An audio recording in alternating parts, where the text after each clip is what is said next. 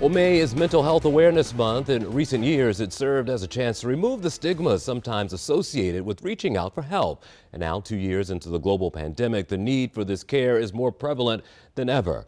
We check in with Alex Wachowski from Behavioral Health Systems, Baltimore. Alex, thanks so much for joining us. We appreciate your time this morning.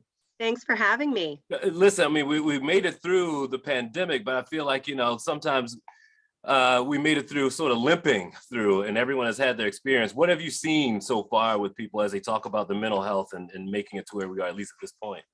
Change is hard for anybody. And while we've gotten past what could be like considered the initial crisis period, we're still seeing the long-term effects of people having to change their schedules. People are dealing with anxiety and depression. And so while we as a society may feel better individually, we're still struggling a little bit.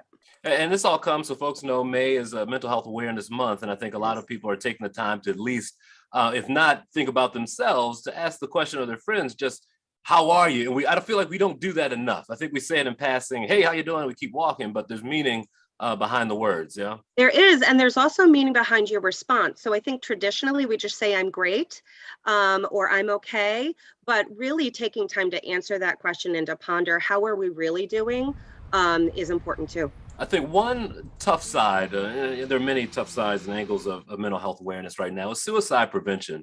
Mhm. And I think it's, you can't talk about it enough. And right now, come July, there'll be a new rebranded resource. Tell me a little bit about 988.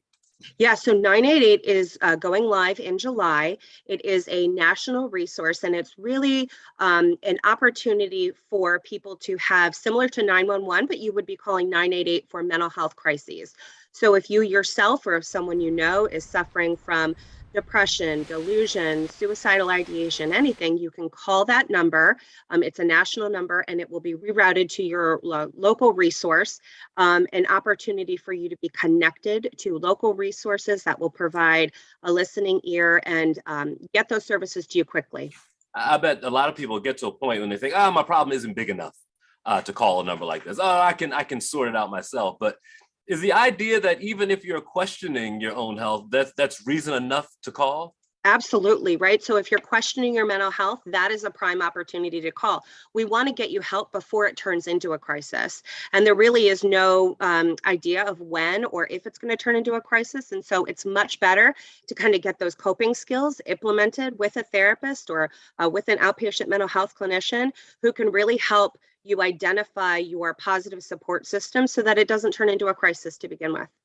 Also, I want to ask you about a pretty specific issue, and tell me as much as you can.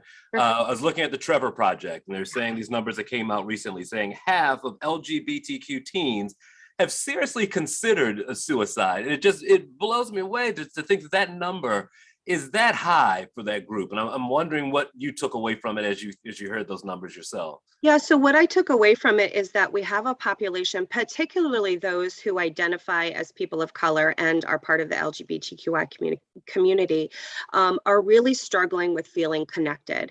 And we have a lot of trauma associated with their own kind of questioning their identity, the ill will that is spawned towards them. And then we have, the recent laws, such as the one in Florida, who have really gone above and beyond to make these people feel like they are not part of a community and not welcome. And it's our job to make sure that people understand that we respect them as individuals and that they have a place in our world and that they're loved and cared for. That's Alex Wachowski. She is from the Behavioral Health System, Baltimore. Thank you so much for your time today. We appreciate it. Thank you for having me. Certainly.